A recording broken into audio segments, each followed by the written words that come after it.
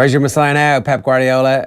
Very welcome along to Wednesday mornings Off the Ball AM, and we are talking football. Lots and lots of football this morning. Obviously, Barcelona knocked out with a 3-0 defeat in Rome last night by Roma, and of course Pep Guardiola's Manchester City not quite getting the refereeing decisions they wanted in that first half, which would have given them the 2-0 halftime lead, which might have changed the course of history.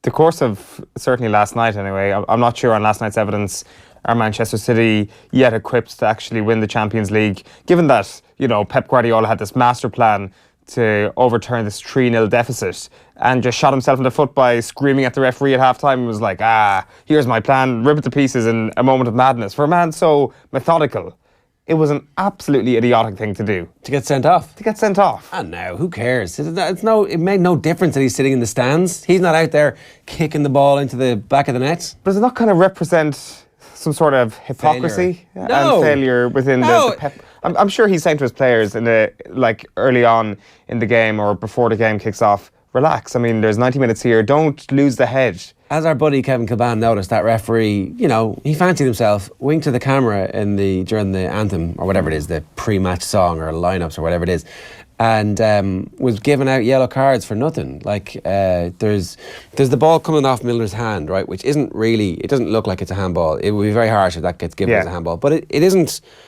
His hand isn't attached to his body, and we've all seen them given. Like it's out here, ball careers off it, and the City player and gets booked straight away. Like, so clearly Pep says he didn't abuse the referee. He went over and said, "You should have given that goal." Get into the dressing room, Pep. Get your pep talk halftime thing going. Get them back to their position. I presume he goes in and gives the halftime talk anyway, and then goes up to the. No, this happens before. No, but like, do you not just wander in anyway? Nah, you do. If you're the manager going for the referee, you are waiting for the referee because you can be the first person into the dressing room because you literally stand on the sideline. You turn on your heel and you get in there straight away. There is nothing you can do. That is Jose Mourinho levels of insanity to sort of approach a referee at that position. I can see why somebody does it after the game. It doesn't have any material impact on the outcome. No, you think it does? No. Well, I think it has a small impact. Liverpool 100% deserve to go through. They would have gone through anyway. No question about that. I just think it's a bad showing on. Do you think they're going through if it's 2-0 at half time? Liverpool? Yeah. I'm not sure. Exactly. I don't think Pep changes in the second half in the way he does. I don't think he drops Fernandinho into that centre half role, which he kind of neglects to play at the most crucial of times when Mo Salah scores that goal. I don't think he makes that change. I don't think he should have made that change anyway, but he does. Maybe it's to do with the fact that he got sent off. Maybe he's like, no, I've got to overthink this. So I'm starting to talk myself into no problem. way of thinking. You keep going there. I do think though that like we shouldn't mar any of Liverpool's achievement by neglecting the fact that this City team are brilliant. Like the opening goal they score after the 2 minutes, that first 20 minutes of football is sensational. The fact they get it to 2-0 legitimately and then have that goal chalked off for no particular reason, it seems, is ludicrous. So amazing achievement from Liverpool to get to this point. This City team are brilliant and will win the Champions League under Pep Guardiola. If he stays. Like Jonathan Leary yesterday was saying that maybe next year could be the end of a road for Pep Guardiola, but that could be because they win the Champions League. Who knows? I do think Manchester City were absolutely outstanding in that first half, and all Pep had to do was just relax. Like, all right, that was a really, really, really bad decision. I need to get into the dressing room and I need to relax. Just let them do what they've been doing in that first half. That second goal is going to come eventually. There will be 20 minutes left in the tie and Manchester City will be 2-0 up. Maybe you're right. Let's move on, because the other game, which we will also talk about, Graham Hunter coming on a little bit later on, was the miraculous recovery from 3-0 down that Roma had against Barcelona. The Roma press box at the Stadio Olimpico going completely mental. Have a look. Yeah, that's... obviously, all the journalists not supposed to be cheering, but you know, sometimes they're local hacks. This is kind of, I mean, I can see the entire American media going, "What? Take those credentials off them." These guys are not supposed to have any sense of joy, or maybe they're all local radio commentators and they're allowed to do it. Yeah, What do you think? It is wonderfully ironic that it is against Barcelona that this happens after what happened at the Camp Nou last season. So I would like to see those same Barcelona journalists who were leaping around in that very shiny press box this time last year. Where were they? Were they sitting down head in hands, or maybe they were like, nah, I applaud you. One of the very first ever pieces of proper sports punditry that I remember seeing in my entire life is Joe Lennon, the great Down footballer, talking about James McCarthy. So it's the early 90s and it's on Sports Stadium on a Saturday, and it's months after this has happened. He's just randomly decided to show how great forwards sometimes cheat the referees, and he gets this piece of footage where you can see James McCarthy has his hand on his marker as he's running along, bouncing the ball and soloing it with one hand on this side, like perfectly squat to the ground, Diego Maradona style, and he grabs his marker with his left hand and pulls him down. So the referee behind him goes, "You just tripped up James McCarthy, one of the bbest forwards in the country. You can't do that. That's a free in." Ed and Dzeko pulled a James McCarthy last night on Piqué with the penalty. I don't know if you've seen this yet, but he back to goal, puts his hand on Piqué, pulls the shirt, pulls him in really tight and close. So Piqué grabs his hand. Yeah. Dzeko spins round. Piqué still has his hand grabbed. At the very last second, Dzeko lets go, just as the referee comes into vision to see, was that, or maybe it's actually given by the third official. Yeah. And so at the very last second, let's go with the shirt. Like very last second, he's got the shirt. He's got a big handful of the shirt that you can actually mostly see from the camera angles. And Piqué kind of falls on top of him. Referee waits and waits and waits and waits. It goes penalty. That's the 2-0. That's the ball game right there. That's like Barcelona going, oh Jesus, we've seen this movie. And normally we're doing this to teams. But a sensational moment of proper GAA skill from Ed and Dzeko. Edin Dzeko, is he one of the most underrated centre forwards in the world? Like, he's been sensational this season. I know it doesn't really matter given what's happened last night, because that will be one of the moments he's remembered for by the Roma support, and he's already gone down as an instant Rome legend. Right when this club needed a legend after Totti retired last season, up steps Edin Dzeko. Scored early, create chances, like, was brilliant. But I vaguely remember at Christmas he was being linked with various teams in England, that there was a possibility of him coming Chelsea, back. I think. In that period, like, it was definitely a... I'm sure they're delighted they got Olivier Giroud instead of Edin Dzeko at that point. Yeah, it's a like for like. It'd be interesting to get Graham's take on that from last night, as in Barcelona up against a pressing game when a team literally can't afford to respect you because they're 3-0 down and they have the support at their own back. Kind of like PSG did in the first leg last season, when they just throw all caution to the wind and all respect to the wind. And they're like, right, screw you, we're going to play a direct ball, we're going to get physical in the air, and we're going to press the hell out of you. Barcelona seem to be in a little bit of trouble whenever that happens, and maybe it's as a result of, I guess, they're not as superb on the ball as they were under Pep. This is a more pragmatic version of Barcelona. I'm not saying they are pragmatic. It's more pragmatic than they used to be, and when a team presses against you, I wonder, is there just that tad of comfort on the ball? Is that absent? I'd be interested to get Graham's take on that in a little while, if that's a reason. There is also the possibility that last night was just a freak Champions League result. Just a momentous occasion in the Olympic Stadium. Like, the press corps wouldn't be celebrating as such if it wasn't a freak result to a certain extent. So I think there's certainly an element of that, but like everything, there is always going to be a tangible reason why this happened. Yeah, no, sensational stuff. And like, I was actually watching the Liverpool game, kind of had ignored the other one, and started to look at Twitter and went, oh, hang on a second, what? And flicked over and like, Jesus Christ, it's 3-0. So saw the last 2 minutes when Barcelona couldn't get back on the ball, couldn't get themselves back into the scenario of, like, we need to try and find ourselves, get on, pass, get something going, give it to one of our best players. They were just like, they were completely bamboozled by the occasion, which you don't expect from a team that has so many world-class superstars. Maybe they're just past it. Maybe. It didn't look that way the last round.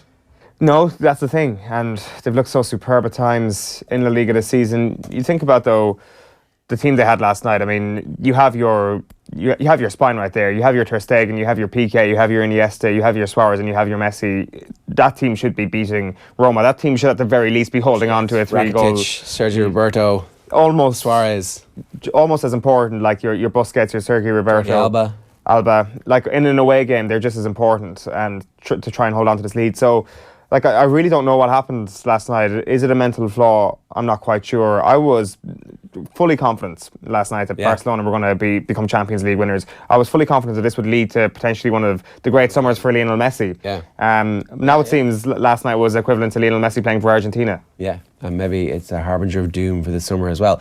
Speaking of the summer, who are we going to follow? Well, have a look at this. This is the actual president of Iceland. Fellow fans around the world, our men's national football team will soon stand on the world stage in the upcoming World Cup. We're incredibly proud of our team and their accomplishment. A nation of 340,000 people will support our team. Join Team Iceland this World Cup and cheer for Iceland with us. Win or lose, there's always the excitement of being a part of something big, even when you're small. So come along for the celebration. Everyone is welcome. No matter what you're a fan of, what you believe in, or where you live, there's a place for you on our team. We will cheer for Team Iceland. We hope you'll join us. That was showing off. This is why we're not on the national teams. Yeah. Awkward political pushing of political views, kind of left to the side so that they can support their team. It's an absolute masterstroke from their. They look like us playing football in this office.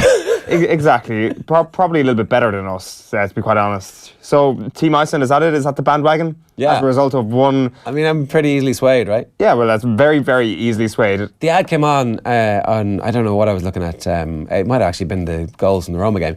And I was like, oh, this must be some kind of crappy ad for the supermarket. And then I Googled, it's the actual president. And that is the First Lady of Iceland. And that is them legitimately asking the world to come to Iceland and spend a bit of time with us. It would have been borderline racist for the heads of the Iceland supermarkets to actually put on that sort of accent and pretend he was the president of Iceland and support it. Yeah. Would have been a great marketing technique. Well, that's what I was thinking. It was like, this is tacky and cheap. And it's like, oh no, it's endearing and sincere. Right, what's coming up? We have Graham Hunter a little bit later on. David Wallace is going to talk to us about the art of being a seven, particularly interested in his take on Jack O'Donoghue's transformation by necessity into a seven in the last couple of weeks from Munster's perspective. We'll also get his take on Munster's season so far and the Ireland Grand Slam. And Kieran Shannon's going to talk to us about the art of trying to turn your kids into street footballers or street Gaelic footballers or street hurlers or street basketballers, and how actually it's not that hard to do if you've got the mindset and the coaching impetus to do it as well. And then of course Liverpool are through and Roma are through. Graham Hunter's going to talk to us about both of those. Time now though for the back pages.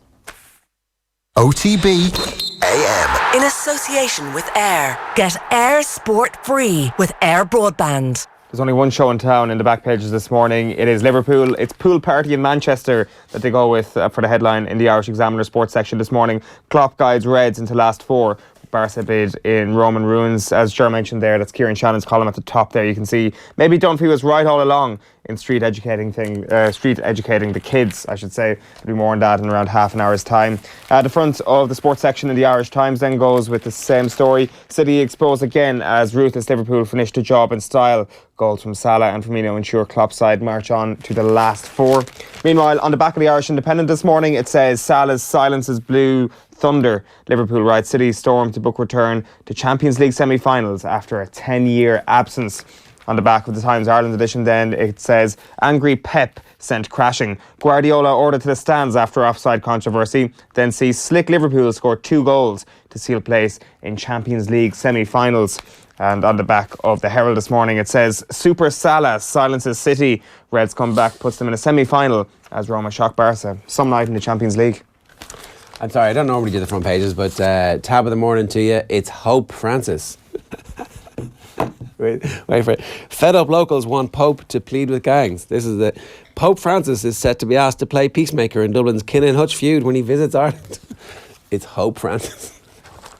Maybe Pope Francis can solve the feud between Dana White and Conor McGregor as well. That'd be the real Hope Francis. Are they feuding? They not? Did they not realise? Yeah, we're all getting rich out of this again. That'd be their get-out clause for integrity. It's like we were, in real hatred of one another until Pope Francis came along and gave us the old 1-2. Good marketing. Is that what it's called now? Klops and robbers. Also a good headline. The Star lads were at it last night. Murphy back in club duty. This is Paul Murphy is flying in and out of from the Lebanon to play a club game this weekend. He's on a bit of leave. He will be heading back to the Lebanon for the last few weeks of his tour of duty and should be rejoining the Kilkenny panel alongside Colin Fennelly in March. And then 2 other stories. Mick's out at Ipswich. That's Mick McCarthy. When we talk a bit more about this, Obviously, he won his last game, and I don't know if he was hanging on to win a game and then decide to go, or if he always had in his mind to go after this game or not. Then Martial, not paying any attention to the rules of football. Martial has decided, because he's not getting any game time at Manchester United, he wants to leave this summer. He doesn't want to see out the final year of his contract. All he has to do to be rich beyond his wildest dreams is to see out the final year of his contract. And once he does that, he'll be able to get the 20, 25, 40, 45, 50, 55 million quid driven up to the back of his house in a Brinks Ally truck, and they'll open the doors and it'll fall out and he can Scrooge McDuck into it. That's all he has to do. Instead, he's going to agitate for a move on a crappier contract this summer, and all of them when he goes to Manchester United. What a fool. Well, of course, he just cares about his footballing career, Ger. Let Arsenal sign him. Let Arsenal swoop on in and take Anthony Martial away under the nose of Jose Mourinho. If Jose is watching this morning, he's an average footballer. Jose, let him go. Let him go over to the Emirates Stadium. I take your point, but it's not all about money, Ger. It totally is. They're professionals. Mo's the man. Salah and Firmino send Liverpool into dreamland as Reds destroy City at Etihad. They also have Mick on out of there, and the Martial contract snub. Pep sees red. Indeed he did. I didn't actually see the brandishing of the red card. Is there footage of it anywhere? Is there? Yeah, I didn't actually see that at all, but all the journalists seem to be referring to a red card that was shown last night, but I didn't see it at all. Yeah. Obviously, he might not have. The pun there is Liverpool seeing red, just in case you missed that picture. But I think there actually was a red card. To be fair, I didn't actually see it. Yeah, no, I didn't see it either. But because when he was sitting in the stand in the second half, I'm like, oh, that's interesting. Why is Pep sitting there in the second half? And then eventually Twitter informs you exactly what happened. Rampant Ronaldo can put Juve to the sword. I don't know. This has the bang of a 0-0 or a 1-1 tonight. The Real Madrid Juve game, which would put Juve to the sword, I guess. Yeah, but not really. Racing Post are talking about Monday night hammering, are they? We're obviously going to be previewing the Grand National with John Duggan over the next couple of days in the Entry Festival. Real momentum behind Baie des Eyes. Is that Baie? I'd need to see it written down. B-A-I-E is how they've put it there, but actually is it like the kid names the horse and it's like we'll spell it Baie des Eyes, but actually it's, Salah the Saviour.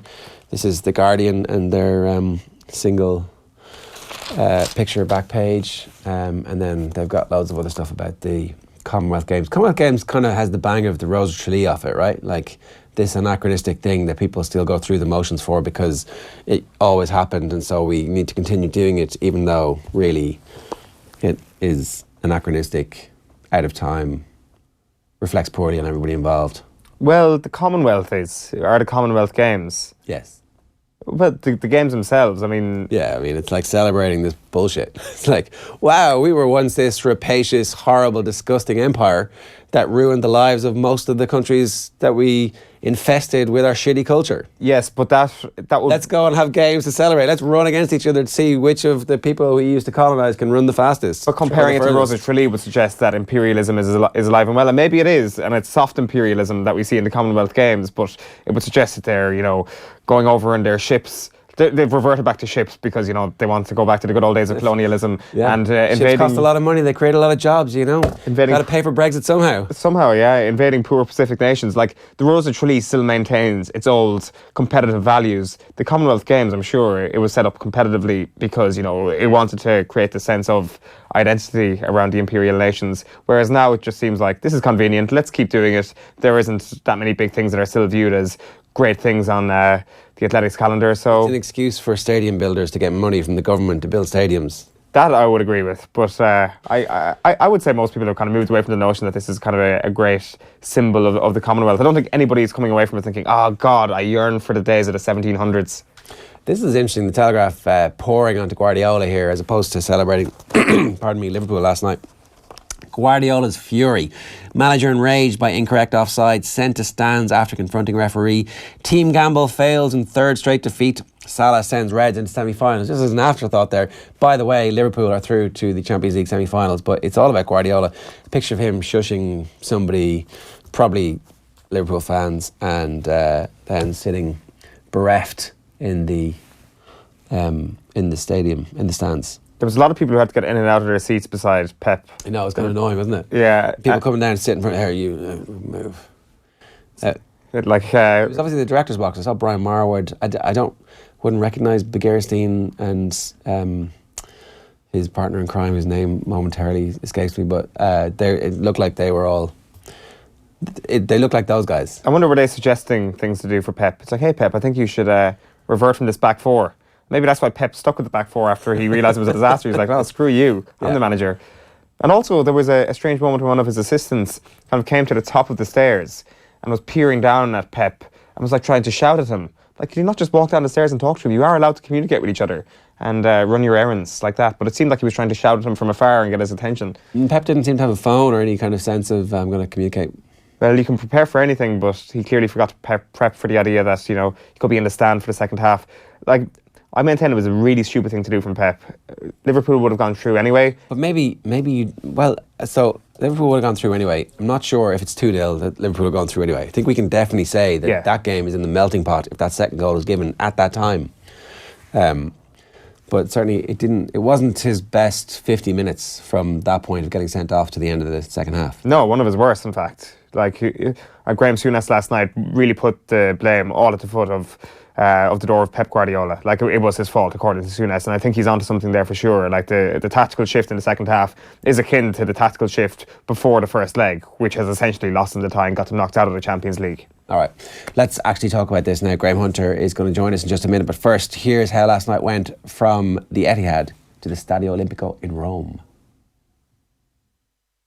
Oxlade-Chamberlain, Salah's there through the middle. Now Mane to his right. Mane, not next to the defender. Mane's in.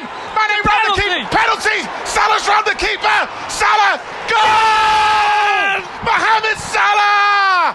That's how vital he is to Liverpool. He silences the Etihad. Magnificent by Mo Salah. Firmino's beaten Walker. He's in the box. Firmino going for goal. Yes! Roberto Firmino! Big goal for Liverpool. The Reds lead 2-1. The final whistle goes. Jurgen Klopp has guided Liverpool.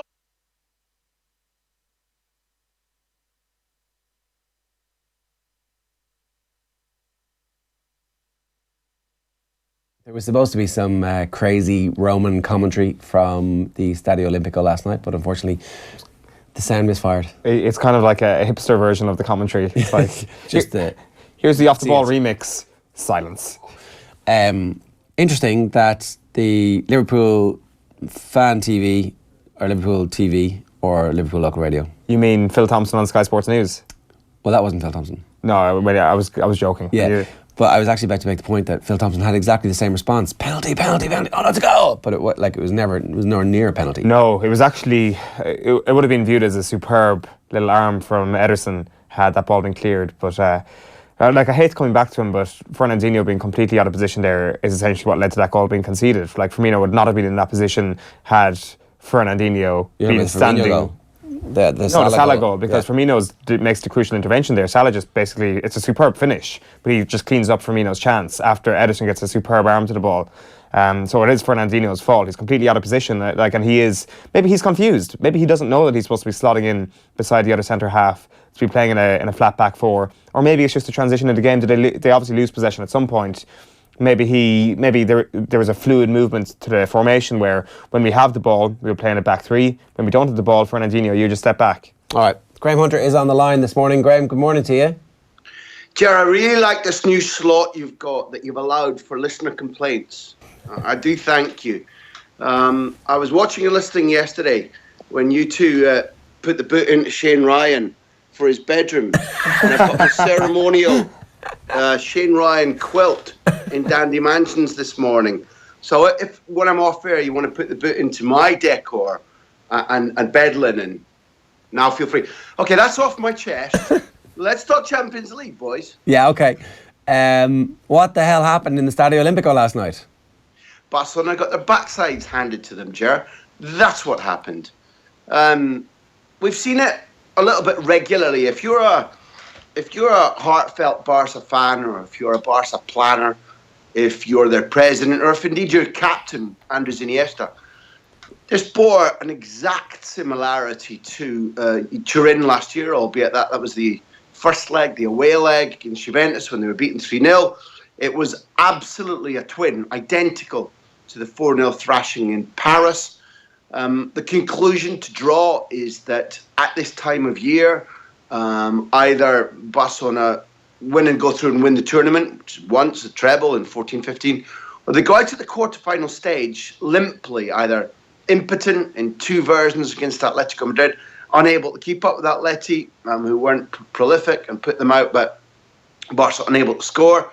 And in the instances against Juventus and now against Roma, not only Barcelona unable to create goal chances or look competent on the ball, but throwing away their entire footballing identity, being outrun, outjumped, and strategically outthought.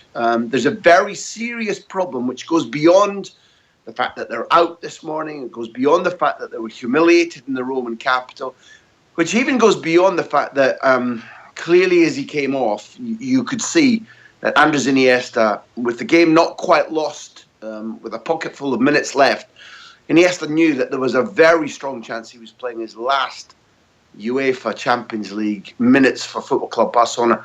The problem of losing a guy like that at 32, the problem of losing to Roma last night and losing the finances that you gained by going through the semi-final is dwarfed by the fact that Barcelona have a serious difficulty with learning how to regulate themselves domestically to save their squad, to save energy, and to be able to be ready mentally, physically, tactically for the Champions League quarterfinals.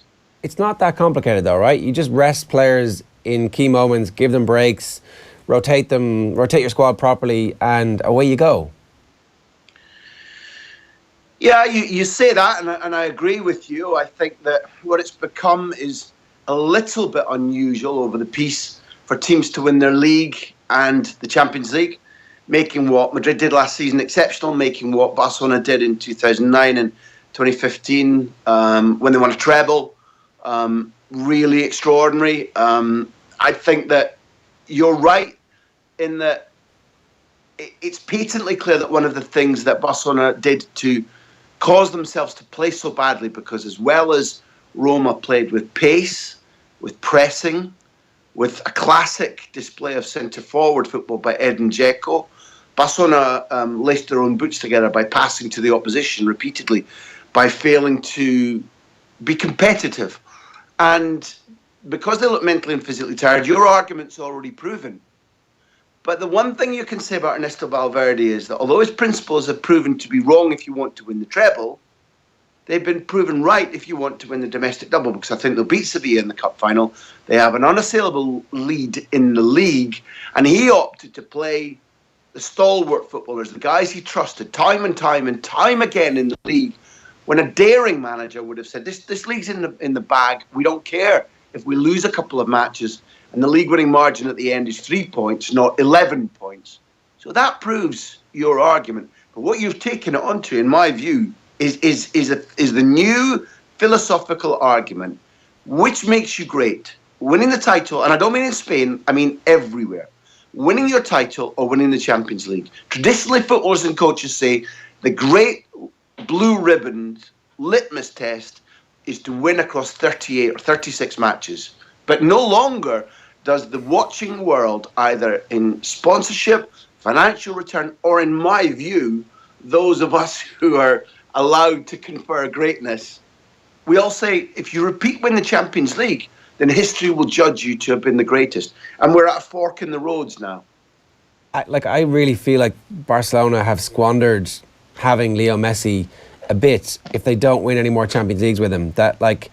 Okay, they've done really well, but they did have the best player in the world at playing at an elite level with a supporting cast that was sensational, and they should have won more Champions Leagues during that time. It's agreed, and I think that you're tempting me into drawing immediate comparisons with Real Madrid and Cristiano Ronaldo. Ronaldo is jousting to reach his 7th straight Champions League final. They've won the last couple. They've won 3 out of the last 4. And I think ostensibly there isn't a doubt, and there hasn't ever been a doubt, that Messi is the greater footballer. But around Ronaldo, Real Madrid have become stocked with a facsimile, although they don't play the same way as Pep Guardiola's Barcelona at all. There's a facsimile in that there are younger guys of talent who've come through the youth system. The ones they've bought have been outright world-class footballers, but competitors too. For their Toni Kroos, and Luka Modric, read Barcelona's Alex Vidal and Andre Gomez. It's absolutely clear that without Cristiano, Real Madrid are a more ordinary team. But if he's having an off night, they have more robust solutions mentally, physically, in terms of what Isco can provide, what Bale can provide, what Asensio can provide, compared to what's been happening around Leo Messi since that blend of brilliance and character was lost via Carlos Puyol, Dani Alves, Xavi, David Villa. So I think your argument is right that Leo Messi has been ill-served by the fact that he has to carry the team on his back so often, increasingly, as the greatness of Xavi leaving, Iniesta touching 34, Puyol going, all of that has diminished Barcelona's resources, and they've replenished less well than their direct comparison in this country, Madrid. And the direct comparison, whether we like it or not, is always between Ronaldo and Messi. That's a very interesting point you make there, Graham, about competitors that Real Madrid have. Do you think there's now a question over the competitive spirit of the Barcelona team? Because you look at Jordi Alba, he was kind of one of the faces the cameras panned in on last night, and he looked distraught about it. We all know about Piqué, Iniesta, Suarez, all have been top-level competitors. Is there an edge that's after being lost here? Yeah, I think that you can easily go for a clutch of players at Football Club Barcelona who feel the same way as, say, Sergio Ramos does. But is that true across 15, 16 men in the squad? No, it's not. Talent is always the main criterion. That's one thing I've learned here, that while aggression and competitiveness and character can paper over the gaps or pull you through certain circumstances, it's always about talent. So Barcelona have lost character and talent. But for whatever reason, the guys in the Barcelona squad who would trample over their grandmothers in order to win a game, to get out of a situation, somehow to find a solution, which is probably embodied by 2009, where at Stamford Bridge, Iniesta conjures a goal in added time with 10 men. Irrespective of the referee's performance, they had it, they produced it. They play in a final where Manchester United, I've spoken to the majority of their players about that final in 2009. They were absolutely sure they were going to win. They were absolutely sure that Thierry Henry wouldn't play. He played half fit. Andres Iniesta played 60% fit. They won that game pretty handsomely. And that spirit has diluted down through the years since probably about 2012-13. Now, that's not a point of criticism, that's Father Time. But it's how you replenish, it's how you judge the people that you're buying. And there's absolutely no wish by me to blame or demonize Andre Gomez. But there's a player of talent, young, who said that he has extreme psychological difficulties in coping with the pressure at Barcelona. Fine, I wish him well. If he can resurrect his career here, that's terrific. He is a player of talent.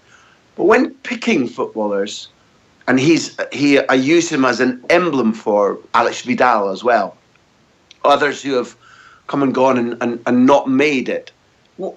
When you select footballers, how do you perm through their apparent talent and pick them upon the mentality that will see you through good times and bad?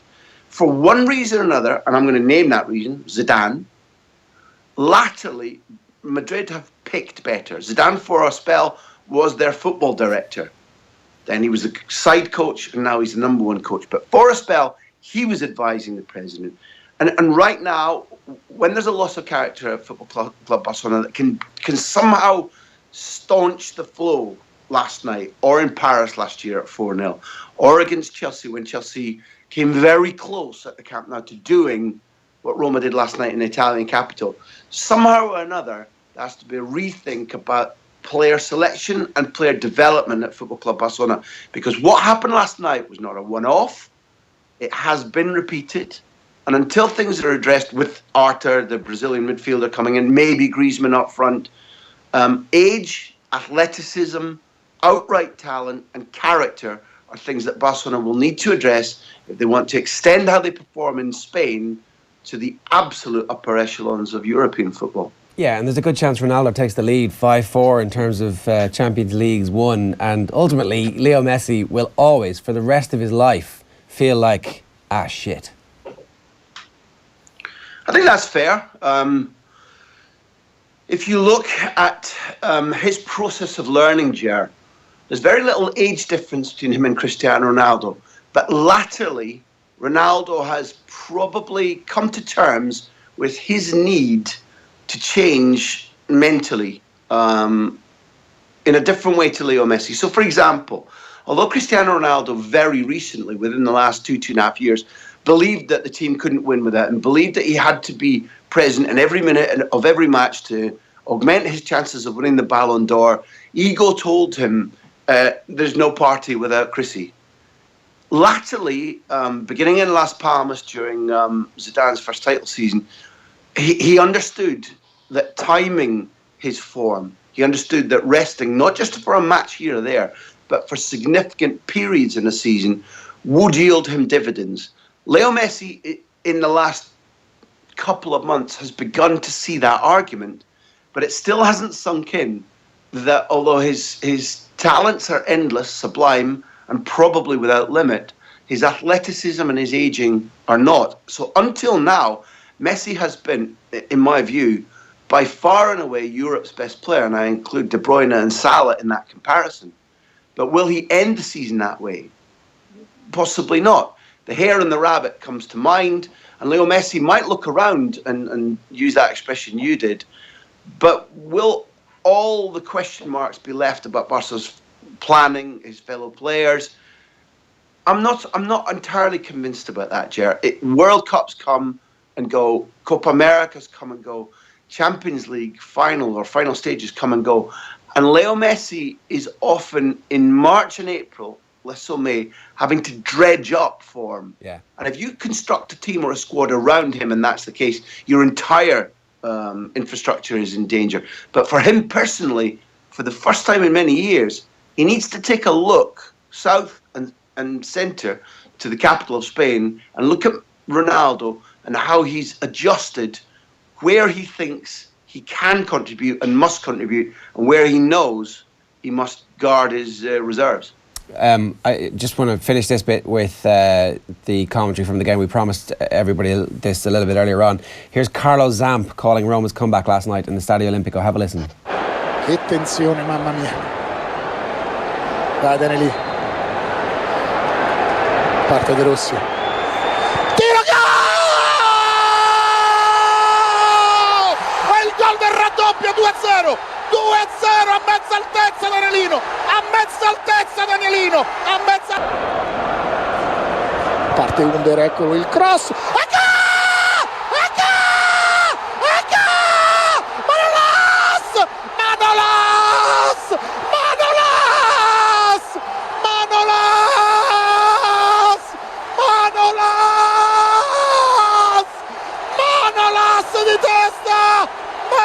di testa, Manolas di testa, mamma mia, mamma mia, mamma mia, mamma mia, mamma mia, impazziti qui, impazziti, 3-0, impazziti. Mamma mia, indeed. This commentary has been brought to you courtesy of Gary Neville. Yeah, I mean, definitely channeling his inner Phil Thompson as well. Phil Thompson gone crazy in the Sky Studio when Liverpool scored last night. Like, over the two legs, Liverpool deserved to go through. Pep Guardiola sent to the stands at half-time. Owen reckons it's a chronic failing on Pep's part that he managed to get himself sucked into complaining to the referee, who already had shown himself to be card happy, and that without his steady hand at half-time to calm the team down, that's when the opportunity dissipated. It's an error. I don't want to feel that I'm one of those who, while being seduced by the intelligence and flair of Pep Guardiola's work, both as a player and as a coach, that we've given him a free pass.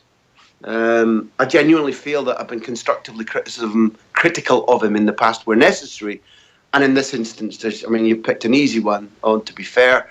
When there is still a minor chance of the tie being turned round, you must be present. if you are one of the world's great assimilators, learners from what you see in front of your eyes, and you're good at communicating and inspiring, be there, be involved. When it's you that must make the changes, if there's any possibility of a comeback, or even on a less tangible material basis, if you want to exit with dignity, you don't get involved in a spat.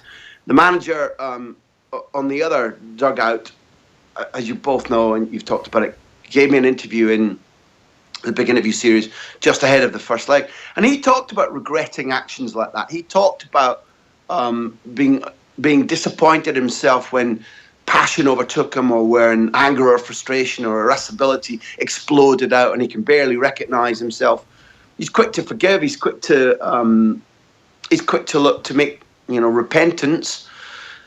And I thought that the dignity that Guardiola showed in talking about the match afterwards was something that he could have saved and used at halftime. In that Mateo Laos and him have a past. Pep Guardiola, I think, came into the match with a sense of injustice about the last previous games that he hadn't betrayed in talking to the media. He's a normal human being in that if you cut him, he bleeds. And as clever and as successful and as stylish as he is, the pain of going to Anfield and not being able to get an away goal and being overwhelmed for 55, 60 minutes, the pain of losing that title chance in a game that he went all out to win and should have buried, to Mourinho, to Manchester United, at his home ground, built up with his frustration about the refereeing decisions. And you're right, he deprived City of a valuable tool, but he also did himself and the club no great favours. I feel that there's been an art gallery aesthetic appreciation for City this season, rather than love, rather than affection. And I think that people will be quick to say, yeah, not as good as, or Pep's not as clever. I think that a version of last season has been bumbling under the surface for a little while people have been saying, this is great football, they're going to be the earliest champions, De Bruyne is magnificent, we love watching this brand. But what is it about football or any sport that grabs your heart and says, I'm fully involved here, they represent me, they represent my passions? City want that, but they hadn't quite got there. Exiting like this might gain them some sympathy, some romantic sympathy, a pat on the head, patronising fashion. But behaving like that won't warm people to Pep Guardiola or his task or the ideals that the people who employed him had in mind when they bought him and financed the squad. And yet him being more human, actually, I think in the long run isn't the worst thing for this team. We had Jonathan Liu on yesterday and we were speculating at that point. I watched it, he was very good, very, very good. So he thinks we're kind of at the pivot point in the 4-year cycle of actually, we're probably closer to the end than the beginning of, maybe it's a 3-year cycle of Guardiola at Man City. I'm not sure about that just at the moment. It does feel like if there was too much pressure and too much history and too much personal involvement at Barcelona, which brings the stress and the pressure, there's a lack of... No, Ger, yeah. It's. I mean, I have to say, having been over at Manchester City relatively often during his reign and having lived through his reign here, the difference is extremely noticeable. The burnout factor in Barcelona, for a number of reasons that probably you don't want me to go into this morning, was not only, globally greater, they were pressing different pressure points. At Manchester City, yes, he'll be irascible about how people treat this defeat. He'll be irascible about the fact that the quality of his football in the league. And I go back to my argument about across Europe, we're at a crossroads about how do people generally, and we all must decide whose opinion we value, but there is a tide of opinion going towards you're not great unless you win the Champions League. And in Spain, for absolute certain, there will be a lot of people arguing that Barcelona's achievement in the league and in the cup will be devalued by the manner of defeat, but also because they didn't win the treble. City are being afflicted by that, and that will annoy him, that will bug him, because he will have to fight in certain instances. And other professional footballers who appreciate what their league campaign has been like will have to fight to polish up people's memories of just 3-4 weeks ago. Now, that will make him irascible. That will probably make him snap in press conferences between now and May. However, will it make him want to leave? I doubt it. Is he burned out physically and mentally? I doubt that very much indeed. Is he enjoying the parts of exposure to English football culture that he thought he would enjoy? My information is yes. Are the resources there? Does he have a good relationship with the owners? Yes to all of the others. Does he have an automatic destination that might take him away other than another sabbatical? I think not. I just don't think we're 3/4 of the way through a cycle, or that it's likely that Pep Guardiola is going, well, my work here is nearly done. I still believe that he thinks that with refinements he can conquer Europe, and I think that he'll be determined to stay until he does. Do you think that the events of the last week, the way that Manchester City set up ahead of the first leg, the way they set up for the second half last night, does that show Pep Guardiola to be a little bit of an overthinker? Yeah, I listened to you yesterday on that point.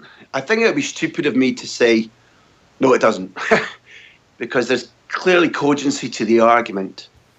I worry sometimes on about like how quick we are to give definitive judgments after the chaos, the anarchy of a football match played at full tilt between two good sides. So, for example, just a quick example, for years I heard people saying 4-4-2 is finished, 4-4-2 is rubbish, it's ridiculous for la la la la, and that was always wrong. I watched people last week saying, well, the fact that Fernandinho and Gundogan were played in midfield was automatically Pep bottling it or overthinking it, and that was the I still don't believe that. If you want my sincere opinion, a great deal of what's happened over these last two games has been attributable to two specific things. One, Klopp espouses, not for playing against Guardiola's team, he espouses a brand of football which can be kryptonite to any Pep Guardiola style team, whether coached by him or Setien or Sampaoli. If the brand of football that Pep teaches and demands is undercut by specific players' form or physical sharpness, physical fitness and stamina, whereby it isn't therefore just about their running, it's about how effectively they do the brilliant things that we've been praising for the rest of the season. So I think a confluence of circumstances. Klopp's brand of football is kryptonite to a Pep brand of football that isn't fully functioning, one. And secondly, I've got no question whatsoever that Guardiola's determination to run away with the league, to play brilliantly, to consistently win every game, cost them an edge that they didn't save for this tie. And rather than look at tinkering, overthinking, Gundogan, Fernandinho, where was Sterling? Sterling missed so many chances in the Manchester derby. My root analysis is about the fact that timing was absolutely crucial for this Manchester City defeat. Liverpool deserved it, clearly deserved it. I think they won 2/3 of the two ties, and patently they were sharper, again, in my opinion. And patently with Van Dijk, they defend much better, and they've made a choice about you can list the things that Klopp's done right. They made a choice over the keeper, and they made the right choice. Yeah. So Liverpool did lots of things to merit going through, but Manchester City overall contributed to their loss in Europe. Graham, great stuff. Thanks a million for joining us this morning. We'll talk to you again real soon. Graham Hunter with us this morning. Not in his spare room, it turns out. No, nice piece of art on the wall. Yeah. And I don't want to get too down on Shane Ryan's spare room because it might have been his actual room. That was the point I was trying to make yesterday. And he might have just had very plain tastes. But plain taste Pep Guardiola does not have. The art seems to be a picture of something to do with the fourth river. Yeah, I was trying to have a look at it, and then I didn't, so I forgot to actually read it. So I'll take your word for it. Thanks, Graham. Yeah. Wayne Ryan says, it's Coutinho wondering even a small bit why he didn't stay until the summer. Of course not. Well, because if Coutinho had stayed, there would be no Virgil van Dijk. Their defence would be crap. They wouldn't have the confidence they have. They wouldn't have gone on this run. Everybody else wouldn't have stepped forward to be it's the Patrick Ewing theory brought back writ large. It's like the trio was foursome, not quite the same. Yeah. It's not quite as dynamic. Who gets in, who gets out, who gets the game time, who gets to take the penalties, the free kicks. I wouldn't necessarily say it's equatable to the Ewing theory, as in, like, Liverpool, are they actually a better side without Philippe Coutinho? Or are they just a more kind of gathered together side? There's a better team spirit, they have a common cause because they see that some guy kind of looked down his nose at the rest of his teammates and thought to himself that he's better than them, and maybe he is on Barcelona's level. I'm not sure if they are collectively. Maybe collectively they are better without Coutinho, but as a team of individuals, I'm not quite sure. Noel Kyle says it was a penalty because the defender pushed Mane. I don't think that is ever given. Those penalties are never given, are they? For the goal. Oh, good point, actually. I'd need to watch it back, but certainly Ederson didn't give away the penalty. There might have been a push from the defender, all right, but... He gets up straight away. He gets up and scrambles after it in a way that isn't, I've just been fouled in a really important game that's going to get me a penalty and potentially a red card for the guy. Then Well, Pep could maybe take a leaf or two from Sadio Mane's book and, get into the idea that once a ref has given a decision, that is indeed the decision. Yeah. The oldest trick in the book. Well, if it feels rugby, I would have taken it. I would have sat down and been able to give space in the dressing room in the second half. Imagine if the referee actually was like, do you know what, Pep? Good point, well made. Everybody get back out. Sorry, penalty. Rewind the clock to 42 minutes. Goal, rather. OTB AM is brought to you this morning with Air, the home of Air Sport. Get amazing live sporting content for free with Air Broadband. Want to move on to Mick McCarthy. Last night was his last game in charge of Ipswich. Some emotional scenes around the place. He hugs Terry TC. He hugs TC at full time, and you're like, this is a bit unusual. Not normally one for the big bear hugs, and then everybody realises actually that's it, he's done. The Mick McCarthy era at Ipswich is over. Mick, I know you've called the players together and had a word with them. I think it's going to be your last game as Ipswich Town manager. It is, yeah. Started with a win, finished with a win, and you could probably see why I'm going after the reaction when I took Barry Cotter off. That's just pathetic. I've signed him, I've played him. He's absolutely knackered, he needs to come off. Warded was brilliant, by the way. So, yeah, I'm out of here. Sad, because I've loved my time here. And thank everybody for all the support. I've done my stuff, I've done my stuff, and I've left them in a far better shape than I found them. This is not a reaction to the game, it's something you've been thinking about for a while. I don't think you've really enjoyed it much, have you, the last few weeks, have you? Not at all. No, I enjoyed the fact that I'm sort of not in control, really. The lads have been brilliant, the lads have been fantastic. I've enjoyed that game today because I thought we played well. We could have won by more, certainly the second half. But the situation I'm in now, I'm caretaker manager of my own job, which is ridiculous. So, can I put on record, Mick, thanks, it's been an absolute honour to work with you. Thank you. Cheers. Thank you. There you go. Total Mosh. Yeah. They're 12th on 56 points. Yeah, that is going to be 22nd next year, probably. Unless suddenly they decide to spend money. They get revenge on Mick McCarthy and they're like, actually, do you know what? You walked out on us, you said, I'm out of here, in a sarcastic tone. You said that you're a caretaker manager of your own club.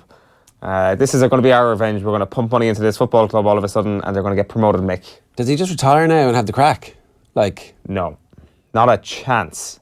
Wouldn't that be the right thing to do? Having the crack is being a football manager. Is it Mick really McCarthy. getting abuse from your own fans to the point where you're telling me, yeah, but that is the crack, giving it back to the fans, and the little. You take 9 weeks of crap for that one goal, and then there's an equaliser scored immediately afterwards. It's like, God damn it! It's been an emotional end to his time at Ipswich Town. I mean, Ipswich Town has certainly come onto everybody's radar this season just because of Mick McCarthy, not just Irish people, because of the Mick angle. I think he gave another Irish kid a debut last night. Yeah. If you have his name handy there, his name I should know. It'd be cool to actually call that out. Funnily enough, why are you such an asshole, Owen? Funny enough, I was watching Liverpool last night, but I'm certainly going to miss Mick McCarthy in the interim. He will be back. Will he be back as Ireland manager? Who knows? It all depends how the vital Nations League goes, of course, from an Irish perspective. The name of the kid who started for Ipswich last night, there was, I'm looking at the Barry Cotter. Is that the guy? Played 56 minutes? Yeah, that's it. The man Barry Cotter, yeah. There were a couple of other Irish-sounding names, but not really. Callum Connolly. Well, Irish-sounding surname. I'm not sure what you call your kid Callum. Jordan Spence. Callum Best, obviously, he's Irish. True. Good point. Ish. Ish is right. I don't know. Like, I don't think it's really a sensible idea to just go through lists of names and think which person is Irish. To be quite honest, I don't. Racial profiling. Yeah, a small bit. Okay, we can be racist against the Irish, right? Shall we move on to Patrick Reid? Yeah, let's move on. So Patrick Reid with another Irish-sounding name. Yeah, he hasn't taken off his green jacket. No, he just has failed to take it off. He was on been top coppers all week. Exactly. Yeah. Okay. It's kind of like the Dubs when they're in their Dublin tracksuits come the Thursday and they're back with their own clubs. That is what Patrick Reid is doing. His wife is still wearing that Masters hat. He went to an NBA game the other night at the Garden. It was Knicks against Cavs, I think. There you go. Courtside. There he is. We'll roll through these images. You can see the side of Chris Rock's face there. There he is with Kevin Love. I'm not sure what the conversation is there. Is he leaving him hanging? I'd say he's just shook his hand and Kevin Love is going to shake Mr. Reid's hand. There's 2 Chainz, who I'm sure you were a big fan of, Ger. What is? Give me a blast of 2 Chainz stuff there. Well, I'm not going to give you a blast of 2 Chainz. Yeah. You can Spotify him there when you go home. Come on. To be honest with you, the honest answer is I can't give you a blast of 2 Chainz stuff. Go on. I wouldn't know where to Name start. a track. I actually couldn't name you. Hey, look at you, lording it over me, and you can't even name a track. I wasn't lording it over you. Go on, you subtle digs, not so subtle. That's ageism. There's Aziz. Aziz. Aziz. Is this Aziz's first public appearance since, The Thing? Yeah. I'm not quite sure, actually. And there he's with J.R. Smith. Kind of, you get a good idea of how. I'm not sure how tall Patrick Reid is. Like, he's up to an NBA player's shoulder, which is pretty good going. No, he's not a little guy, is he? And there he is. Oh, wait, no, that's Will Ferrell at a different game entirely wearing. I'm not sure. Is he actually trying to do a Patrick Reid there? He just has a green jacket. I think he might just have a green jacket, to be quite honest with you. But I'm starting to warm to Patrick Reid.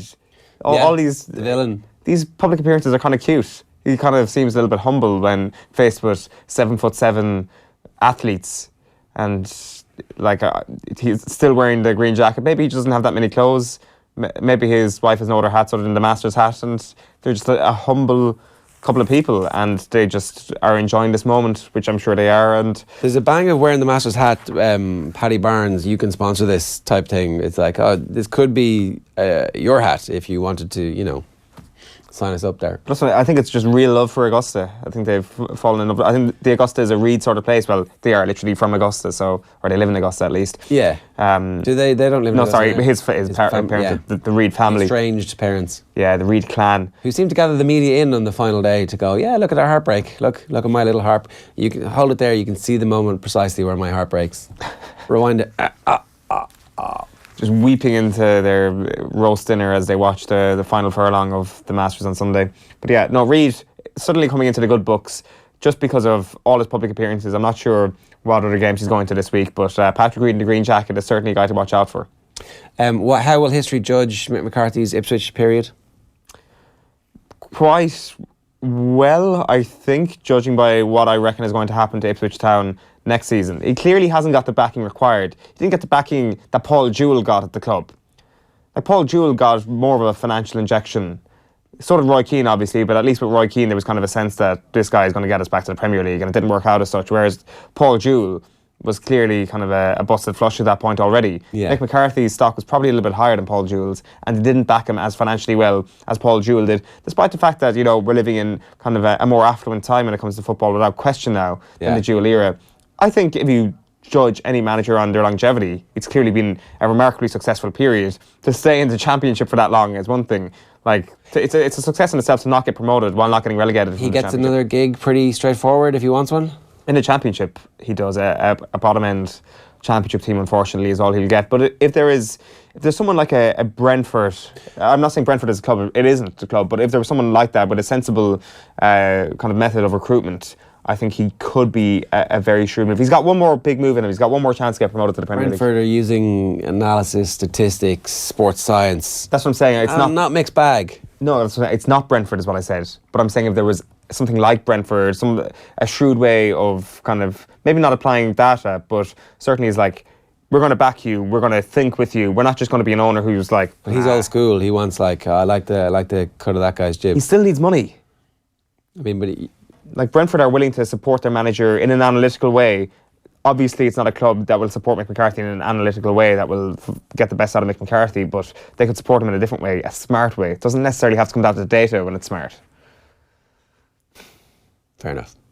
No? Do you disagree? What do you think is going to happen to Mick McCarthy? I think he's going to retire now and enjoy playing a bit of golf and hanging out with the grandkids and like doing a bit of punditry, like, because there's a residual kind of, you can show up and people will be go, oh, let's Mick, I wonder what he has to say. I'm not sure, is it just footballing people or is everybody's grandkids similarly annoying? Because they always come back after about a year and it's like, yeah, I got sick of that. And they're always like, I played a lot of golf, hung out with the grandkids. Yeah, I got absolutely sick of that. Maybe they just, like, granted, they might just all have very annoying grandkids. He's only 59, but he's made a ton of money from being a football manager, I presume. And, you know, it doesn't seem like he's driving around in 5 Lambos. So I'm sure he's grand. He's well set. He's had a brilliant career, if you consider like where he's come from to still be involved in football at nearly 60. That's 40 years of top level, full-time professional involvement, manage your country. Away you go. Go and enjoy yourself and fair play to you, right? Yeah, there's one more chapter left in this book, I'm convinced. Maybe he does what you suggest he does and he goes and plays golf and hangs out with the grandkids for a year, but he'll come back and he'll manage another football club. It won't be in the Premier League, it'll be in the Championship, it'll be a bottom half in the Championship club.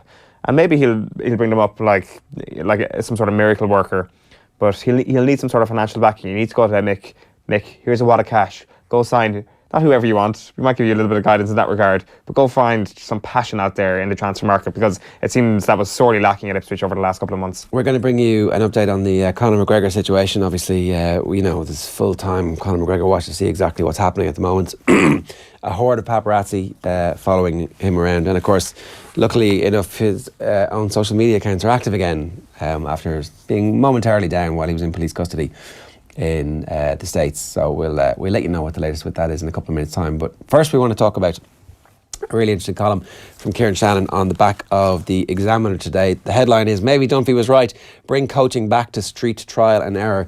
This is on the back of a conference in Cork Institute of Technology last weekend, where a bunch of coaches, speakers, students and academics from all over Europe, New Zealand and Australia were in town for the first ever Movement and Skill Acquisition Ireland Conference.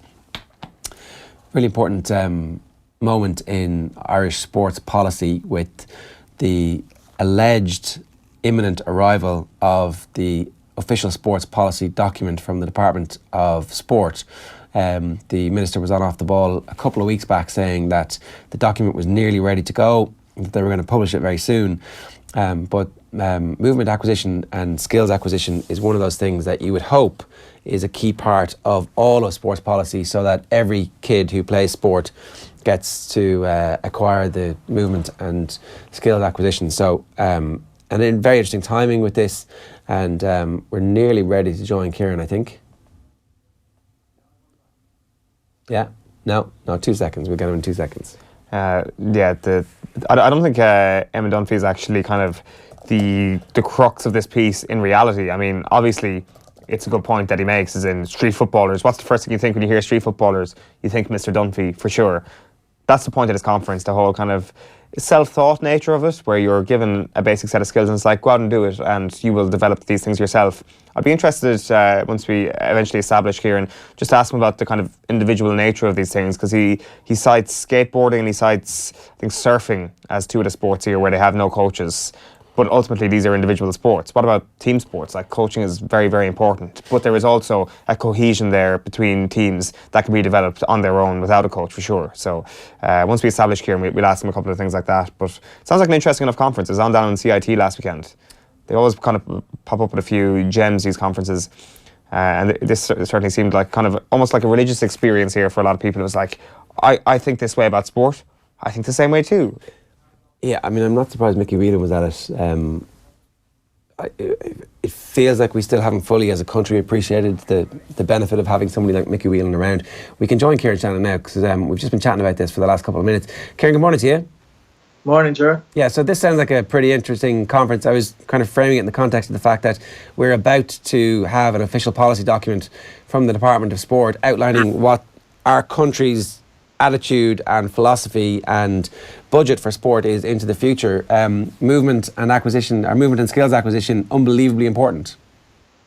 Yeah, absolutely. And I suppose it goes, as you say, I suppose it ties into coaching in this country.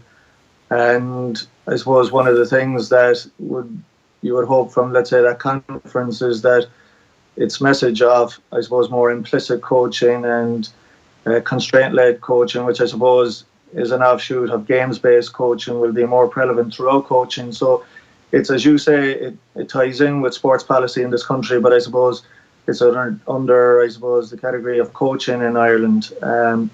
It ties in with the whole philosophy we have in sport, which I suppose it would be a very player-led, and I suppose then even when it comes to youth sport and children's sport, it would be very much child-centred, and I suppose trying to create players to be more expressive, to have more fun, and to be better decision makers, and therefore be better players.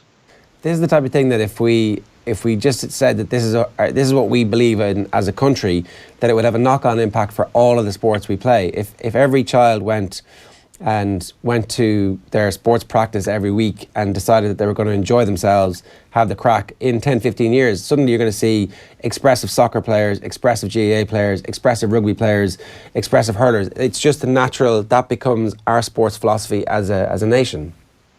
Yeah, there's that. You can start with the nation, which would be great, but I suppose it can start much more locally at that. It starts with your local club. I mean, one of the speakers was Mark O'Sullivan.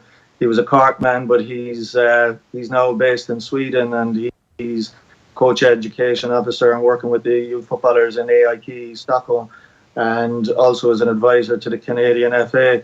And one of his points, like they were making about the policy document they have in both that club and the Swedish FA, something very simple, very basic, but yet hugely important, and is often overlooked, is that their coaching philosophy is in line with the UN Charter for Children, and the rights of children within the UN Human Rights Charter, like just a very basic thing like that.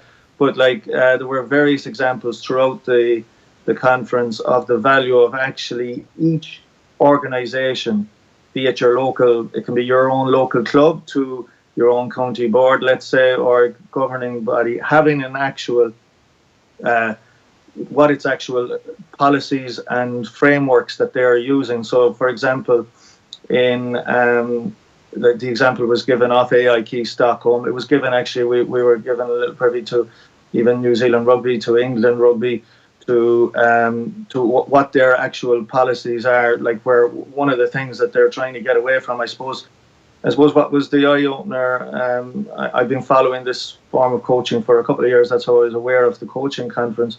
But that, I suppose the big thing from it was, and I heard you mention Mickey Whelan. I suppose the departure for where Mickey Whelan's coaching, and the Dublin players would rave about the coaching that he introduced them to, which was more a games-based coaching, which you would have had previously, I suppose, a generation when coaching became more formalised in the 70s, 80s, 90s. It became very much like off the military model. I suppose the theoretical, technical term for it would have been the information processing model, which was basically explicit coaching, drill, instruct your players. And it therefore stifled a bit of the creativity, and that, hence the reference to Dunphy that I had in the column today, even though his name wouldn't have been mentioned, and it wouldn't have been, I'd say a lot of the international speakers would have no idea who he was. I suppose it resonated with me, and let's say even here in interviewing Mickey Whelan through the years, and Mickey was in attendance at the weekend, about basically, I suppose, the value of the old street football. And the article referenced as well how cage football is actually producing a lot of Premiership players from South London, which is, there's no coach telling the kid what to do. There's no joystick coaching. And I suppose we've had a couple of decades here now within this country, and prevalent throughout all Western society, of a more joystick coaching, explicitly telling the players what to do. Whereas what this is trying to get back to is make the player be the decision maker. I suppose the one departure would be from, let's say, the old street football would be, it would be, you would set up the game in such a way that the game teaches them. So it mightn't just be a pure game as such, but it might be, okay guys, in this game, let's say you've rolled down your sock, if that's your dominant foot. Okay lads, it's only the foot look, we're going to kick with that foot, so you're working with your non-dominant. or that I suppose the big thing is to actually, a term that will come up, and some of the best coaches in the world do it, which is guided discovery, where you ask the player, you suggest to the player is actually has to think about, let's say, where was the option? And they look up, it was free on the right, rather than say, Johnny, pass it to the right. And Johnny makes no decision, and he passes it to the right next time when maybe it's actually clogged up that way. So it's to develop decision makers and therefore better players, and they became more creative, they become better leaders, and they have more fun in the process rather than drill and not being engaged. And a big term that was used over the weekend was intentionality. What's the intention of the kid? And often when they're in drills, they're just going through the motions. They're not really engaged. There's no real intent. Whereas if you set it up in a game-like scenario where there's an element of a challenge, there's a bit of a constraint, they're more likely they're going to be way more engaged, and they're going to become better decision makers and more creative, and therefore better players, and have more fun in the process. From your experiences, Kieran, how big a barrier to this way of thinking is the cult of the coach and the ego that we sometimes see with coaches at even a local level? Yeah, I personally think, that's maybe where it started from, but I just think it's become more ingrained, where I just see, good people wanting to help out, but they might be helping out a coach who's being conditioned through the old traditional, conventional model. And therefore, you'll go to the local field and you'll just hear the kids being bombarded with information and not able to really process it, and it's not really helping them. So I don't think there's ego involved for a lot of well-meaning coaches there. I think it's just a lack of education. And I suppose you're looking at it in this country. I think the message, some of the governing bodies have to get it more out there. It might be, let's say you take the Coach in Ireland model, they'll send head tutors to Limerick and they'll be upskilled by someone, let's say like Liam. I know Liam Magan has just finished up with the equivalent off, and he would have been very much big into how we coach rather than just what we coach. But is that, okay, it's in that room, but is it getting out to your local field? And I don't think it is. I think Coach in Ireland could be more missionary-like in spreading best practice out there. And that's what I found was refreshing, that maybe the movement in skill acquisition Ireland by holding this conference, I thought there was a huge missionary zeal within that room, and the word definitely needs to get out there, because I think, look, I played a lot of sport. I've been involved both writing about sport and performance coaching in sport, and there's definitely no doubt about it. Those of us who grew up in the 80s or 90s, the model was very much drill oriented. And you were just spending a lot of your time in lines and cues and not making decisions. And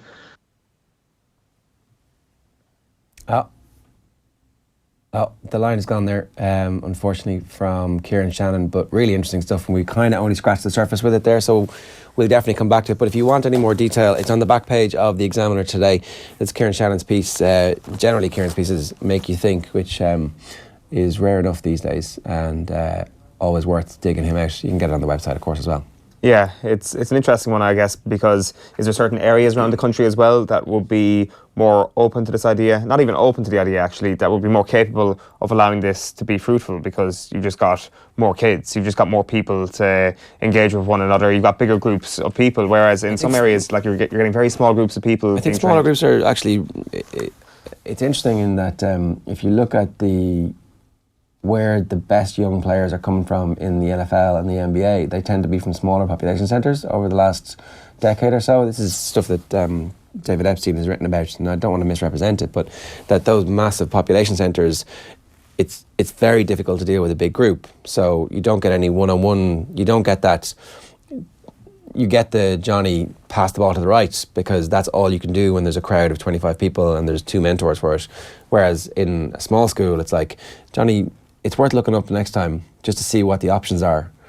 And then Johnny looks and goes and there's a pass. And, obviously, Epstein gives you the details much better, and Kieran Shannon's piece gives you the details much better than that. But it shouldn't matter the size of the population you're dealing with if the philosophy behind it is we want everybody to come and have crack and enjoy themselves, and we're going to make them think about what they're doing in every training session and in every moment of every training session, as opposed to having them stand up in queues, go and hand pass the ball, go and hand pass the ball, go and hand pass the ball. It's like, what were you doing there? Yeah. I can't actually remember.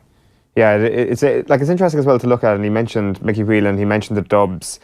Like, they were coached into this way of situational thinking, which some people think is unteachable, but you can teach them that. I wonder, is it because there was never any system, like whatever the age profile of the Dubs are, from whatever the age of 20 to 35, that do they come from an era where it has been stand up in a line, hand pass to each other, and that they get to a senior level, and now Jim Gavin is teaching them these very basic skills? Well, we were looking at, so Dubs TV released some footage. It was like a we showed it was Jim Gavin doing a pre-league final update on who was injured and who wasn't.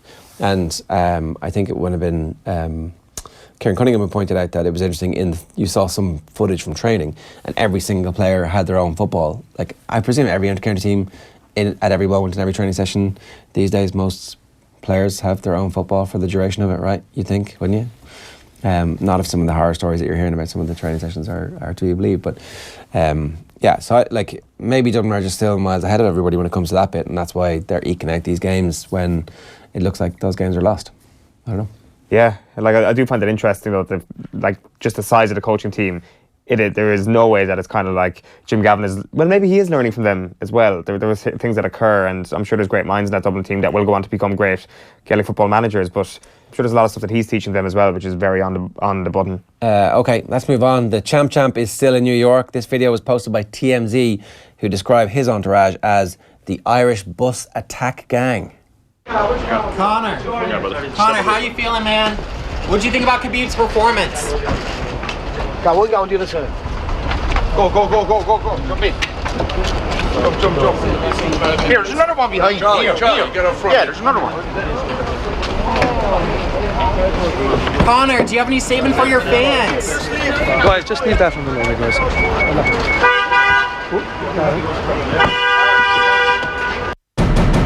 TMZ with all the big scoops. He has, of course, returned to social media as well. This is some Instagram stuff. So that's actually his own people taking pictures of himself in that precise moment where he's like, any statement for your fans? 1.8 million likes. The statement is the praying hands emoji.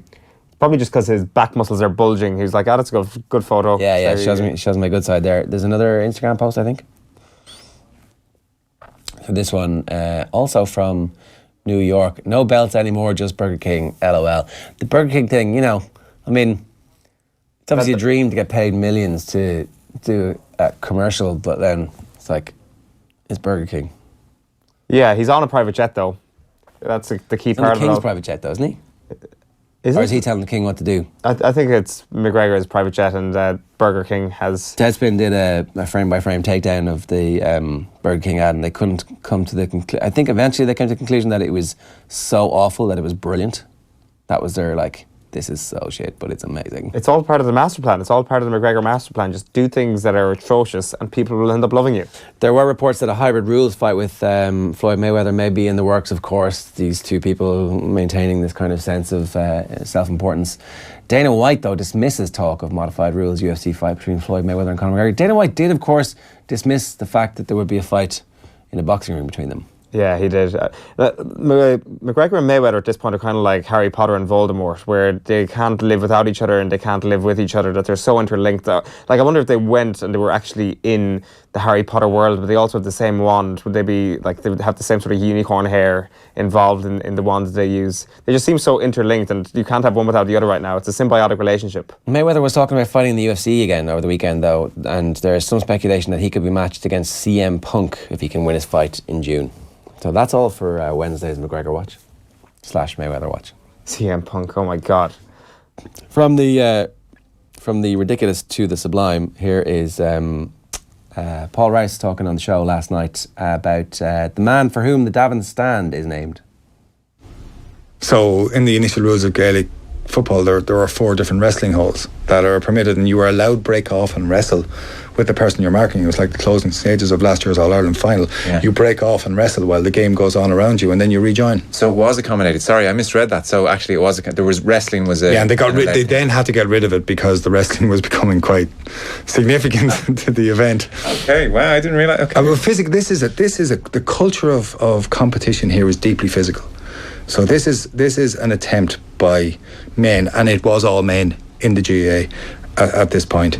And this is a culture where men break off, where people demonstrate their physical prowess. For example, Father John P. Devan, who remembers being at a match between Tralee and Castle Island in 1887, and he recalled that he couldn't remember who won the match, but he could remember that a fella called Foxy Tom threw 3 fellas in a heap out over the rope while the match was going on, and that they rejoined and that all hell broke loose. Okay. Well, there you go. It turns out he could remember the important bits, right? Things haven't changed in Kerry one bit, I can confirm that, Ger. All right, David Wallace is talking to us now around a conference this weekend from the Bon Secours Health System, who are presenting their first sports medicine symposium in Thomond Park. The theme is return to play for athletes and finding best practice around it. The conference is going to discuss the ethical dilemma facing coaches and medical professionals in determining the right time for professional athletes and amateur sports players to return to play. You can check out events.investnet.ie/sports-medicine symposium for more details. David, good morning to you. Good morning. How you doing, Ger? Yeah, pretty good. One of the things that we wanted to talk to you about in particular was the strength of the back row options that Munster have at the moment, and how Jack O'Donoghue has suddenly found himself playing at 7 and playing really well. As a 7 and somebody who fully understands exactly what that role entails, is there a future for Jack potentially? Is this maybe his best position? Yeah, geez, he looked very comfortable there the last day against Toulon, and obviously playing against real stiff competition, and it's been thrown in there a little bit in terms of not having had a lot of game time this year. But yeah, phenomenal performance, and I just thought the way he carried the ball was a big step up in where he's come from. I think obviously he's a young guy. He came in. He's quite tall, very athletic. And his ability, I think, in the tighter spaces to get a bit of go forward ball, was telling, I suppose, of his transition into becoming, I suppose, that bit more of a mature player. He's obviously a guy, in open field where, if he gets half a line break, he's gone. He's got the legs and the wheels to go the whole distance of the pitch. But I suppose, in tighter games, you do need that ability to be able to, get that even half yard or half meter can be even more important. And he seems to be developing that size and that bulk and that bit of power as well. So, but just in terms as well of playing the actual 7 position, he did not look out of place at all, and he seemed to be thriving on it, and got a good standing ovation coming off as well. So he's a crowd pleaser as well too. But having said that, with all the injuries that we've had there in that position, it's great to see him kind of coming through, and it's maybe typical of the way Irish rugby is at the moment in terms of Leinster and Munster especially, how young guys have been coming in to fill the voids and not missing a beat, just being in fact kind of forcing the envelope and really setting the standards. How difficult is that transition from one position in the back row to another? Is it more the rest of the world wonders, geez, how can you do that? They're so completely different jobs, and yet actually on a day-to-day basis, when you're kind of in training and you're looking at what everybody's doing and you're part of a conversation about the back row unit, it's not that weird a thing for players to be able to play in multiple roles across the back row anymore. Yeah, no, and I think you'd encourage any young player to try and play all 3 positions. Physically, look, they're all pretty much the same, I would say, in terms of what you physically have to do in terms of tackling, in terms of you break down all that. I mean, that's pretty much rounded. But maybe number 8, you might have to carry a little bit more ball off the base of scrum and a little bit more of a ball carrier. Obviously, 6, you're in the trenches a little bit more, and as a 7, you're obviously trying to make that first breakdown, and it's making sure that you're resourcing that ball, and that first breakdown is coming back, and you're linking up with the back. And so there are different, I suppose, how would you call it? I suppose patterns to your play when you're playing 7 and 6, especially.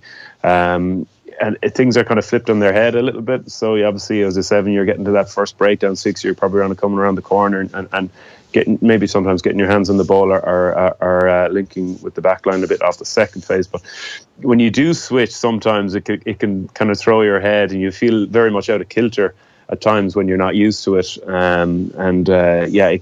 It can be a difference.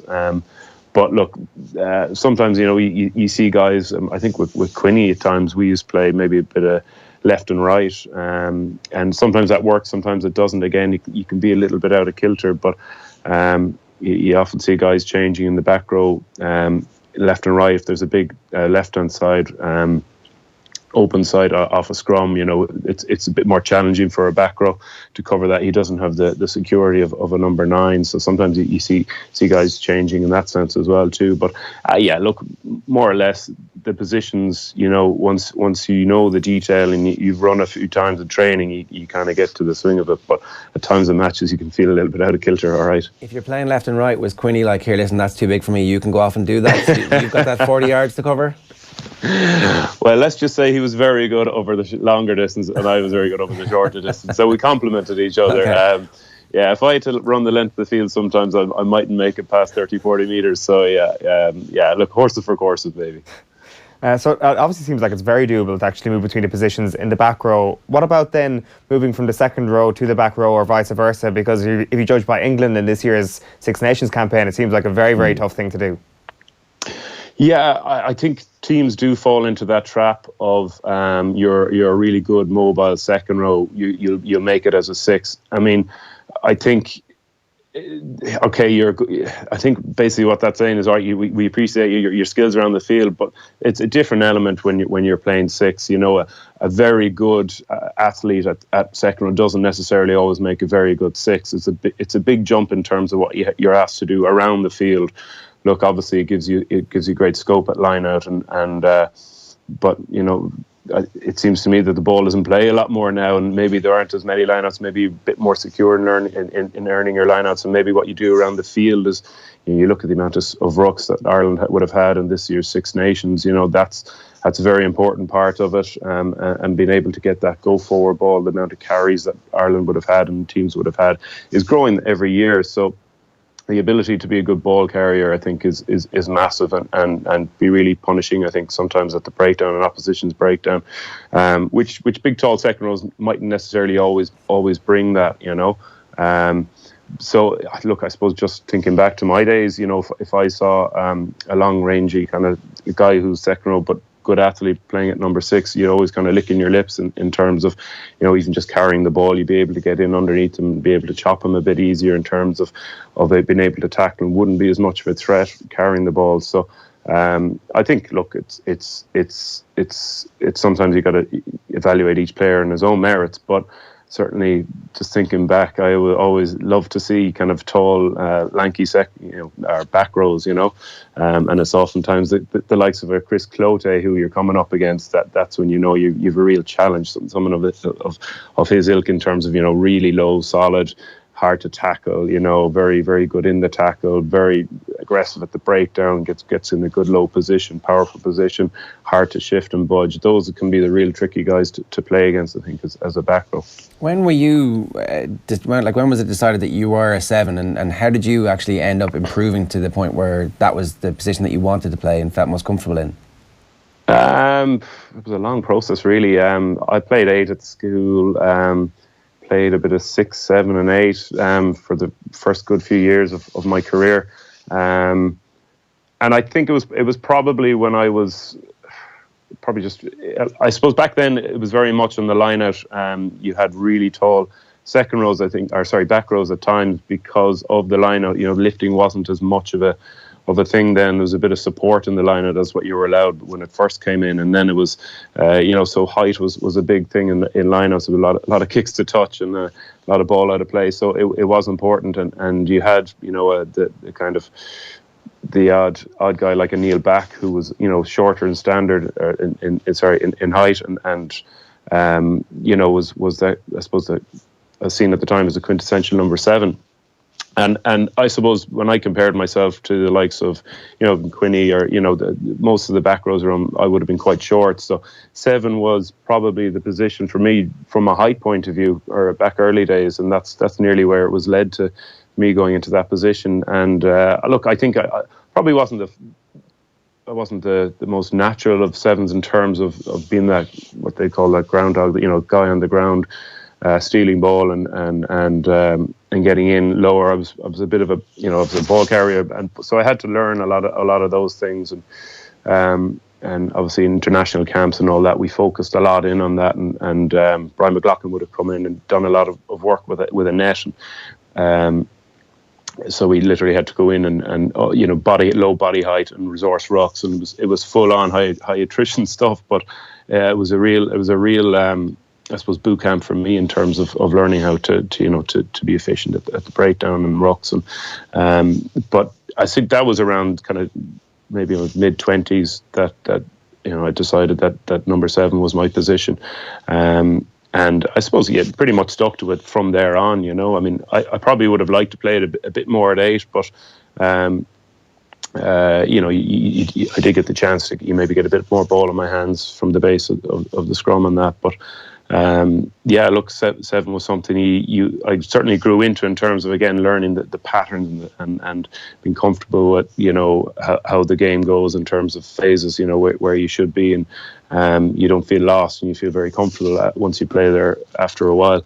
And linking up with the back line and all that, it can be challenging, sometimes off the tail and in phase stuff where you're trying to link in with the back line in terms of defence. Has that all changed now, do you think, where every member of the back row is trained to do the jackling and to also be a person who can run support lines if necessary, or like that? Yeah, we saw Ty Furlong. Yeah, exactly. Yeah, but if you were coming through the system now, that they would have trained you in 6, 7, and 8, and it wouldn't have been that big a deal to go in your mid-20s. Okay, we've decided now. Finally, we've understood exactly who you are.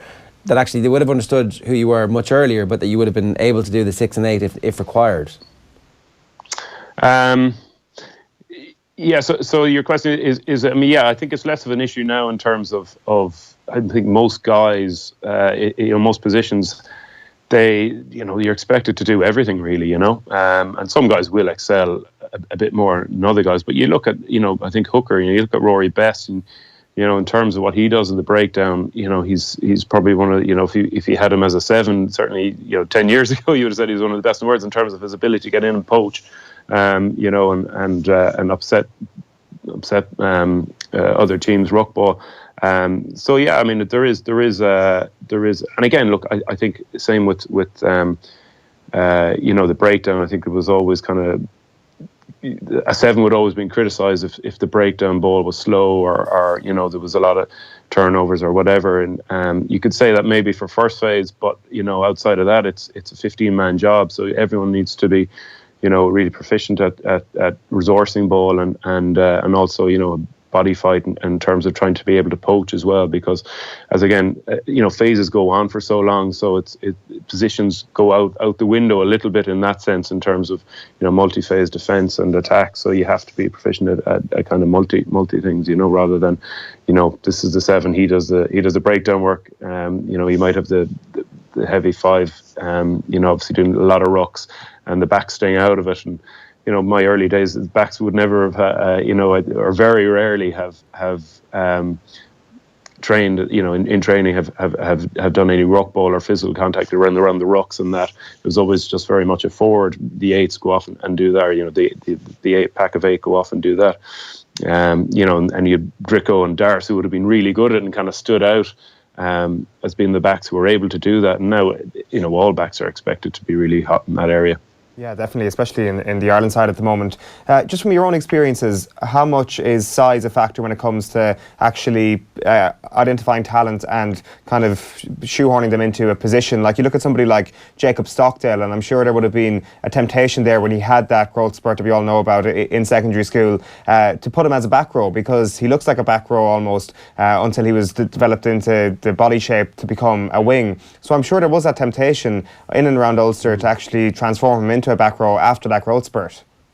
Yeah, and it's funny, because I'm coaching my 9-year-old now and under 10s, and you see guys and you kind of think, are you almost putting them into a position already? We don't play positions, but you kind of almost thinking, oh, he'd be a good second row, and you kind of say, well, you got to play to, at that age you got to develop all the skills and see where's best suited on the field, and height and weight and size.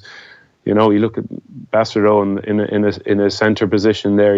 There's outliers all around the international rugby in terms of maybe 10 years ago you wouldn't have seen them in that position, and now you're seeing guys, it could be 6'5", 6'6", and on a wing, and heretofore they might have been, as you say, thrown into the second row. It could have been wasted. in terms of their talent, their potential. So, look, I think, as well, in terms of back row, it does change the whole time. You look at Conor Oliver now, and he's another guy like, Cloete. They're not tall guys, but they're really, really effective in their roles. And it's funny now, you look at the back line, and so oftentimes they can be much taller than the pack, because you might be fielding balls from kicks and whatever, or you might be in the pack you're obviously being low to the ground and all that, and be good ball carriers, which you're going to do a lot of in the tight. Being low to the ground can be very important. So being long rangey runners and being able to sprint the length of the field, it might suit taller guys. So it's funny how the game is changing in terms of body types, all right, and positions are changing in terms of body types. David, great stuff. Thanks very much for joining us this morning. Cheers. Thanks, guys. David Wallace giving us some thoughts on the evolution of the back row forward this morning. Yeah, very interesting stuff. I think between everybody we've had in over the course of 2018 so far, I certainly feel we've learned a bit. We've learned a bit, yeah, from Emmett Byrne to Mal and Mike to David Wallace. There's certainly a breakdown. I feel I can finally tog off and become a forward in rugby. I'm just going to start playing for some team and crush everybody. A prop, maybe? 100%, of course. Straight ahead, that's where all the money is. Where else? Yeah, I've heard there's a dearth of talent in that position, Ger. Yeah. Okay, so some final comments for you this morning. Jared McLaughlin says, has any manager ever had a week like Pep and received so little criticism? He's getting loads of criticism. He is, isn't he? Yeah, I think I would almost say that some of the criticism is a little bit unwarranted today, as in... The criticism is bullshit. Pep is a great manager, the team is brilliant, and a load of weird stuff happened over the course of a week. One pundit here, Pep is a mad scientist. Guardiola is overhyped. Pep's Messiah complex exposed. Oh yeah, guess who? Liverpool are a very difficult side to beat, says Simon John Whelan. The work ethic combined with their front three will make them a nightmare for Real Madrid, Roma or Bayern Munich. Indeed. Well, the thing is, Bayern Munich aren't guaranteed to go through yet. I know they're at home tonight, so you would expect them to win. But if Bayern Munich get knocked out tonight, Liverpool can actually have some sort of expectation. I think Liverpool can have expectation regardless now. True. Do you give... Yeah. I mean, Klopp and Bayern would be a very... Okay, so you guys have... I mean, I did have that one season where we were better than you, but ultimately you guys killed us in the big game when it really mattered. So maybe he gets revenge. Stephen on YouTube says, if West Brom have any sense, they'll line up Mick for next season. Good shout, yeah. Although, I guess to a certain extent, you do have to have a negative way of thinking if you're West Brom and you appoint Mick McCarthy for the sole reason that you're appointing him to not get relegated from the Championship. Well, I mean, if you're West Brom, you're looking for the hot new young thing, right? You want somebody who's going to be progressive, who's clued into analytics and data, and you want to go back up. And some of the best players around the world. Stephen Hayden says Mick McCarthy for the Ireland job. I mean, Mick had his time as manager of Ireland. A bunch of stuff happened. Did it? And we should move on. That never go back, they say in sport. Never go back. I think he'd work really well if they just kept the entire coaching structure, got rid of Martin O'Neill and slotted him right in there. Keep the rest of the coaches there. That would work perfectly for McCarthy. Yeah, that would work for sure. Right, off the ball tonight on the radio. Shane Lowry in studio. Wednesday night rugby. Plenty of Champions League chat. Paddy Agnew on Roma's brilliant comeback. Andy West on Barcelona crashing out. And Rafa Honigstein talks Barcelona against Sevilla. And that is pretty much all our lot for today. Remember, you can get us youtube.com/offtheball. Subscribe on YouTube. Subscribe at Off the Ball AM on Twitter is our second handle as well. If you want to know exactly what's happening with this show, and if indeed you have any comments for us, feel free to get them in. We can take them, right? To a certain extent. He's not sure. But yeah, we can totally take them. Snowflake. We'll be back tomorrow. Good luck. OTB AM. In association with Air. Get Air Sport free with Air Broadband.